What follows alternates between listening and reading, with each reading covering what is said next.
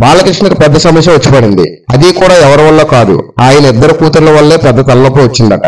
అది కూడా మోక్షజ్ఞ కారణంగా వీరి మధ్య పోటీ నెలకొందట. స్టార్ హీరోల వారసులు ఇప్పటికే ఎంట్రీ ఇచ్చి స్టార్లుగా మారి దూసుకుపోతుంటే 30 ఏళ్ళ దగ్గరికి వస్తున్న బాలయ్య వారసుడు ఎంట్రీ ఇంకా జరగలేదు. నందమూరి మోక్షజ్ఞ ఎంట్రీ కోసం బాలయ్య ఏం ఆలోచిస్తున్నాడు అనేది పెద్ద మిస్టరీగా మారింది. మోక్షజ్ఞ ఎంట్రీ కోసం కేవలం నందమూరి ఫ్యాన్సే కాదు, ఆడియన్స్ కూడా ఇంట్రెస్ట్ గా ఎదురు చూస్తున్నారు. బాలయ్య వారసుడు వస్తే రికార్డులు సృష్టించి చేతుల్లో పెడతామంటూ ఫ్యాన్స్ ఇప్పటికే చెబుతున్నారు. ఇప్పటికే చాలా లేట్ అయింది, ఏం చేయాలా అని ప్లాన్ వేస్తున్నారు బాలయ్య.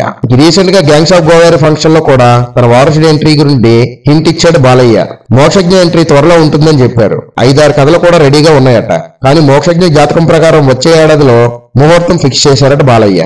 నెక్స్ట్ ఇయర్ నందమూరి వంశం నుంచి మరో వారసుడి ఎంట్రీ ఖాయం అంటున్నారు. అయితే ఇక్కడే బాలయ్యకి పెద్ద తలనొప్పి వచ్చి పడింది. బాలయ్య అనుకుంటే ఏ స్టార్ డైరెక్టర్ అయినా సై అంటూ వచ్చేస్తారు.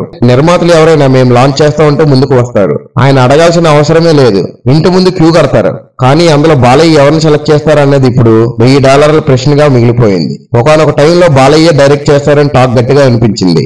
ఇక మోక్షజ్ఞ కూడా ఎంట్రీ కోసం రెడీ అవుతున్నాడు. గతంలో బాగా బొద్దుగా కనిపించిన మోక్షజ్ఞ రీసెంట్ గా అల్ట్రా స్టైలిష్ లుక్ లోకి మారిపోయాడు. అయితే ఇక్కడ బాలయ్యతో ఒక సమస్య వచ్చి పడింది. ఈ సినిమాతో తమ తమ్ముడిని మేం లాంచ్ చేస్తామంటూ బాలయ్య ఇద్దరు కూతుర్లు పోటీ పడుతున్నారట. నారా బ్రాహ్మణి, తేజస్విని ఈ విషయంలో పోటీ పడుతున్నారట.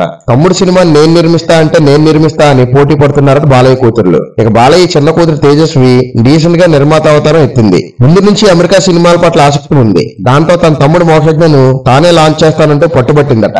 మరోవైపు నారా బ్రాహ్మణి కూడా నిర్మాతగా ఎంట్రీ ఇవ్వాలని, అది కూడా తన తమ్ముడి సినిమాతోనే ఎంట్రీ ఇస్తానని గట్టిగా వాదిస్తుందట.